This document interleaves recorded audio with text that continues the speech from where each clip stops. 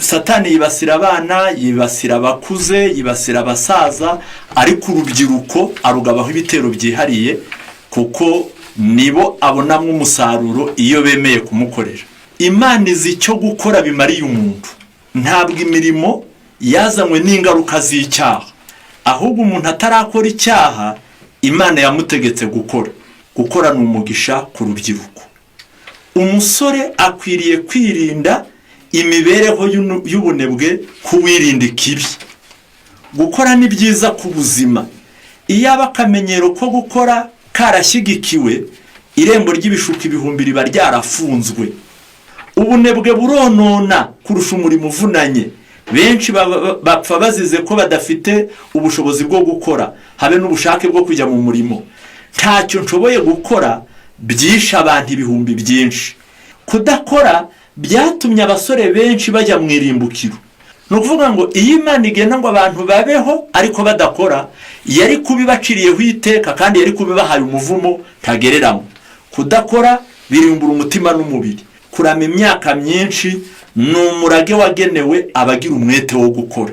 Niba tuboneye mu mitima tuzagera mu ijuru. Twakire mwene data ndi mu bandi atugezeho ingingo ya mbere nirebana n'akaga k'ubunebwe. Yego.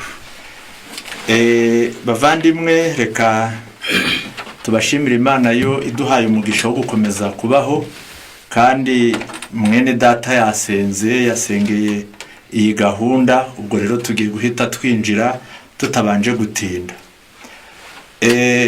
Turavuga akaga k'ubunebwe ariko mu rubyiruko. Nubwo n'uwaba ari mukuru abaye umunebwe bitamuburaho ingaruka, ariko turerekeza ku rubyiruko. Impamvu twerekeza ku rubyiruko, ndasoma isomo riri mu gitabo cya Zaburi.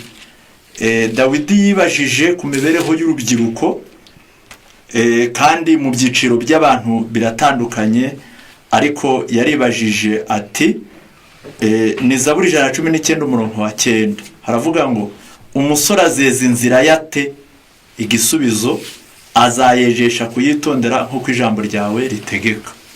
Ubwo ni ukuvuga ngo Satani yibasira abana, yibasira abakuze, yibasira abasaza, ariko urubyiruko arugabaho ibitero byihariye kuko nibo abonamo umusaruro iyo bemeye kumukorera.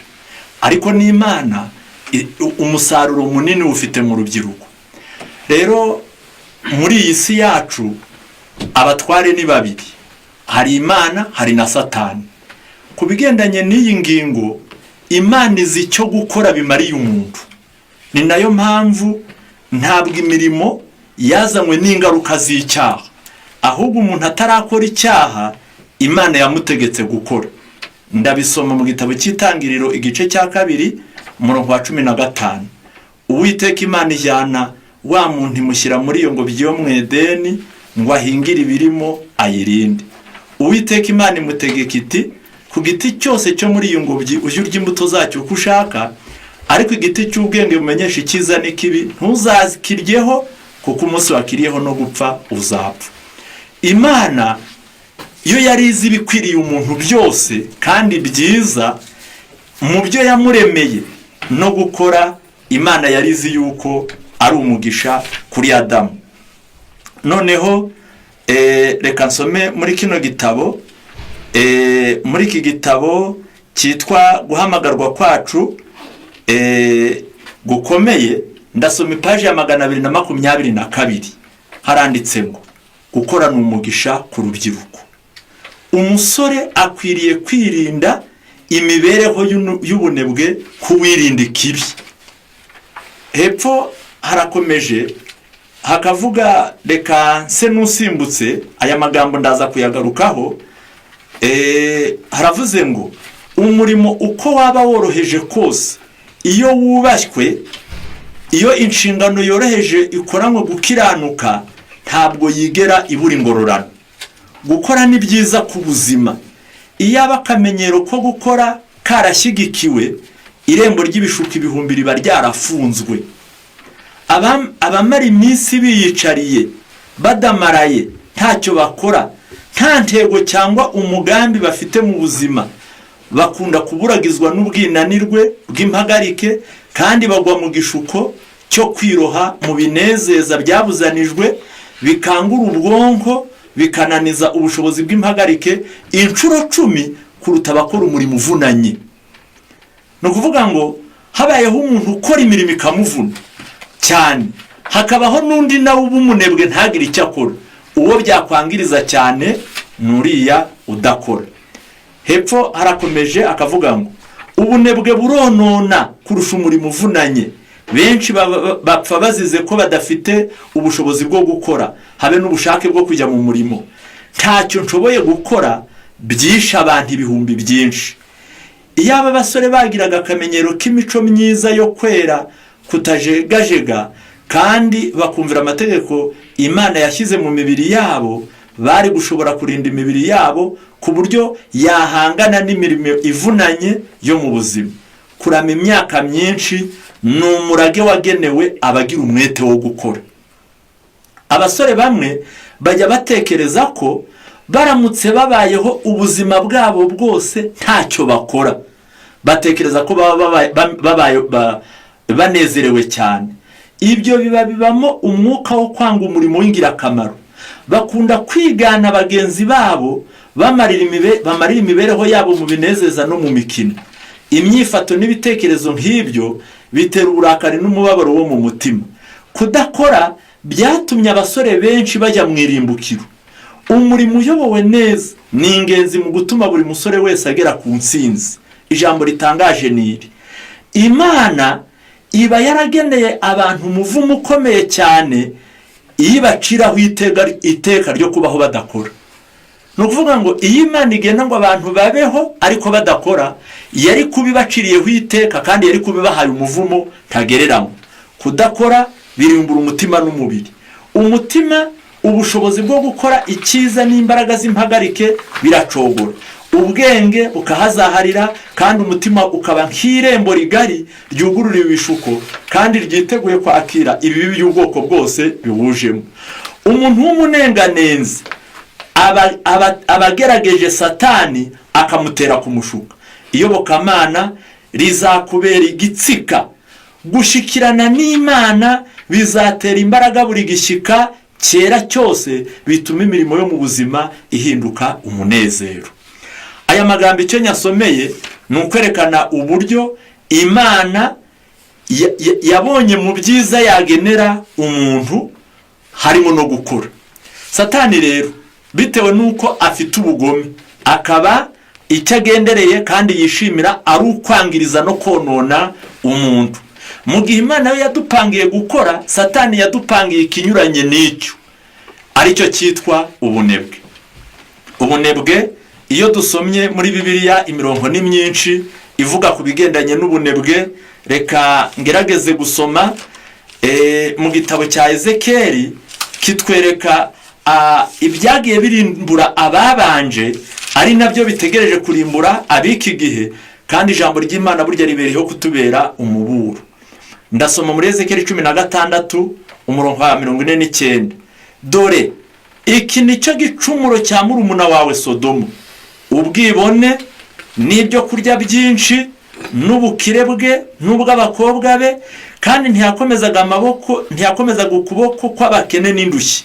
Bari abirasi maze bakorera ibizira imbere yanjye, nuko mbibonye mpera ko mbakuraho. Murumva ko ubwibone, ubwirasi n'ibyo kurya byinshi no kudamarara bikabyarira abantu kumva batakora, nibyo bibyara ingorane, nibyo byabyariye ab'isodomo kurimbuka. Imana ngo ibakuraho ikurikije uko bari bameze, kandi murabona ko ari nabyo bituzaniye ingaruka muri kino gihe cyacu n'akaga gakomeye. Reka nsome muri kino gitabo cyitwa Uburezi, nsoma aya magambo muyumve. Ndasoma paji ya 244. Haranditsemo: urubyiruko rukwiriye kwigishwa ko kubaho ari ugukorana umuhati. Iyi ni inyigisho abantu bakwiriye kwiga, kandi kubaho ni ugusohoza inshingano no kwita ku bantu n'ibintu. Bakeneye kwigishwa ngo bazaba abagabo n'abagore b'ingirakamaro bazashobora guhangana n'ibyiyadukiza.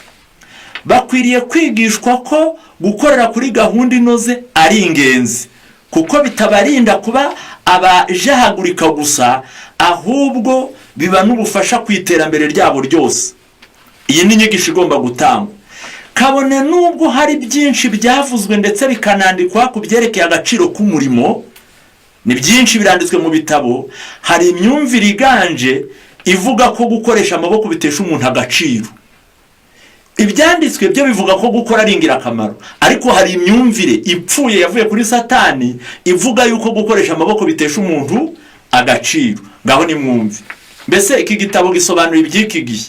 Abahungu basonzeye kuba bigisha, basonzeye kuba abacuruzi, abaganga, abanyamategeko, cyangwa gushyirwa mu yindi myanya itabasaba kuruha bakoresha amaboko. Abakobwa nabo bahunga imirimo y'imuhira maze bakiga amashuri abajyana mu yindi mirimo. Bose bakeneye kumenya ko nta mugabo cyangwa umugore uteshwa agaciro no gukora umurimo w'amaboko mu bunyangamugayo. Igitesha umuntu agaciro ni ubunebwe no gutega amakiriro ku bandi. Buriya mwitegereje neza, hari abantu batabona n'amavuta yo kwisiga, batabona n'akambambiri ngo bazambare, bategereje gutega ikiganza ngo afashwe n'ababyeyi bashaje kandi bafite imbaraga, kandi aho yakorera amafaranga hahari, icyo ahagazeho gusa ari ukuvuga ngo njyewe narangije amashuri, muri cya gihe ari muri chômage, atajya gukora ikiyede, atakora igifundi, nta kazi yakora, ari kuvuga ko byamutesha agaciro. Ariko igitabo kiravuze ngo igitesha umuntu agaciro ni ubunebwe no gutega amakiriro ku bandi. Ubunebwe butera kudamarara, ingaruka ikaba ubuzima bwuzuye ubusabusa n'ikirumbo. Ariho umuntu ahinduka akarima kiteguye kumeramo ibibi byose. Iki ni ikibazo gikomeye cyane. Iyo umuntu aba adakora ngo aba yugururiye Satani amarembo yo kumutera gushukwa no kuzagwa mu byaha byinshi. Reka nsome hano 246. Kubera ko abagabo n'abagore bafite uruhare mu gutunganya ibyo mu rugo, abahungu kimwe n'abakobwa nabo bakwiriye kumenya inshingano zo mu rugo. Ntabwo ari iz'abakobwa gusa. Kumenya gusasa uburiri, gutunganya icyumba, koza ibikoresho byo mu gikoni, gutegura ibyo kurya, kumesa no kwidodera imyenda yacitse, ntabwo ari ubumenyi bwabuza umuhungu kuba umugabo nyamugabo, ahubwo buzatuma arushaho kunezezwa no kuba ingirakamaro. Abakobwa nabo baramutse bamenye kuyobora no kugendera ku ifarashi, ubwo ni imodoka zahangaha, gukoresha urukerezo n'inyundo, kimwe no gukoresha isuka na gahumbahumba ni najoro, byabategurira neza guhangana n'ibyiyadukiza mu buzima. Nta muntu uzaho ubuzima buzamuganisha. Niyo mpamvu imirimo abantu bagomba kuyikunda. Mbese mwumva inyungu, biturinda kwangirika mu mico, bikaguteganiriza kuzabaho uri ingirakamaro kandi ufite icyo wimariye. Kubera igihe tugomba kugicungura, umuntu wese uzi yuko mu mubiri we harimo ubunebwe, uryama ku manywa nijoro akarara ku ijoro. Inama agiriwe yanditswe mu Migani igice cya 6. Iki abasore bose bacyumve, Imana ibafashe babyumve neza. Igice cya 6 umurongo wa 6 haranditse ngo, wa munyabutewe sanga ikimonyo, witegereze uko kigenza kandi ugira ubwenge. Ntikigira umutware cyangwa igisonga cyangwa shebuja, ariko gihunika ibyo kurya byacyo muki, kandi mwisarura kikishakira ibigitunga. Mwarimu w'abanebwe ni ikimonyo. Ku bantu babaho ibimonyo biba, nta na rimwe ushobora kubona ikimonyo kiruhutse cyangwa kiryamye cyangwa cyicaye cyangwa gihagaze. Ikimonyo buri mwanya kiba kiri ku kazi. Noneho ikibazo kibazwa umunyabute, uzasinzira ugeze ryari wa munyabutewe? Uzakanguka ryari? Uti henga nsinzire gato nihweture kanzinya kandi nipfunyapfunye nsinzire. Nuko ubukene buzakugeraho nk'umwambuzi n'ubutindi bugutere nk'ingabo. Iki rero murumva ko cyaba ari ikibazo. Ahantu ndangiriza, reka mbwira abantu bose, cyane cyane urubyiruko rwacu, ababa bafite ubwo bunebwe, reka mbabwire yuko ibyanditswe bitubwira yuko no mu ijuru tuzakora. No mu ijuru tuzakora. Umuntu wakwanga gukora biba bisobanuye yuko no kuzajya mu ijuru atazabona uko ajyayo. reka nsome hano muri kino gitabo, kansome muri iki gitabo cyo guhamagarwa kwacu, ni paji ya 223, ari naho ndangiriza kuri iyi ngingo, kandi abana b'Imana Imana ikomeze ibafashe. 223 niho nsoma. Haranditse ngo Imana yashyize ababyeyi bacu ba mbere muri paradizo, ibakikiza ibintu byose by'ingirakamaro kandi byiza. Mu rugo rwabo rwa Edeni nta kintu na kimwe bari babuze cyatuma bishima kandi bakagira umunezero. Adamu yashinzwe guhingira ingobyi ya Edeni no kuyirinda. Umuremyi yarazi ko Adamu atashobora kunezerwa adafite umurimo akora. Ubwiza bwa Edeni bwaramunezezaga, ariko ntibyari bihagije. Yagombaga kugira icyo akora kugira ngo amenyereze ingingo zitangaje zigize impagarike ye. Iyaba umunezero w'umuntu wagakomotse ku kudakora, umuntu mu butungane bwe yari kurekerwa mu kudakora. Ariko uwaremye umuntu yarazi icyamunezeza, niyo mpamvu akimara kumurema yahise amugenera imirimo akora. Isezerano ry'ubwiza bw'ahazaza n'itegeko ritegeka umuntu ko agomba kuzabona umutsima wa buri munsi abanje gukora akiyuha kuye. Byombi byaturutse hamwe mu ijuru ku ntebe y'ubwami. Mbese kuba tuzabona ubugingo buhoraho, isezerano ribivuga n'itegeko rivuga gukora bikomoka hamwe. Igihe umubiri ntacyo uri gukora, amaraso atembera mu buryo buruhanije, kandi imihoro ikaba mito ikabura imbaraga. Imyitozo ngororamubiri no gukoresha umwuka mwiza bihagije, ndetse n'izuba ari byo byiza Imana yahaye abantu bose mu buryo bwagutse. Ndangiza, guhunikira n'ubunenganenzi birimbura kwera kandi bikababaza umwuka w'Imana. Ikidendezi kidatemba kitera akaga, ariko isoko nziza itemba ikwirakwiza ubuzima n'umunezero ku butaka. Umugabo cyangwa umugore wese wahindutse arangwa no kuba umukozi w'umunyamwete. Nta gushidikanya mu ijuru hari kandi hazahoraho iteka imirimo yo gukora. Abacunguwe ntabwo bazabaho imibereho y'ubunebwe. Hari ikiruhuko gisigariye ubwoko bw'Imana, ni ikiruhuko bazabonera mu gukorera wa wundi bakesha ibyo bafite byose nuko bari kose. Ubwo nitugera no mu ijuru tuzakora. Ubwo rero umuntu udashaka gukora mu ijuru ntabwo yazabonayo umwanya. Urubyiruko rwacu tururarikiye kuva mu bunebwe bakaba abanyamwete. Imana iduhe umugisha ku bwa Yesu. Amen. Utaragenda, ni byiza koko ndumva iyi ngingo ifite byinshi rwose. Numvaga mu gitabo cy'uburezi hari aho badusomeye ngo kubaho ni ugukora. Yego.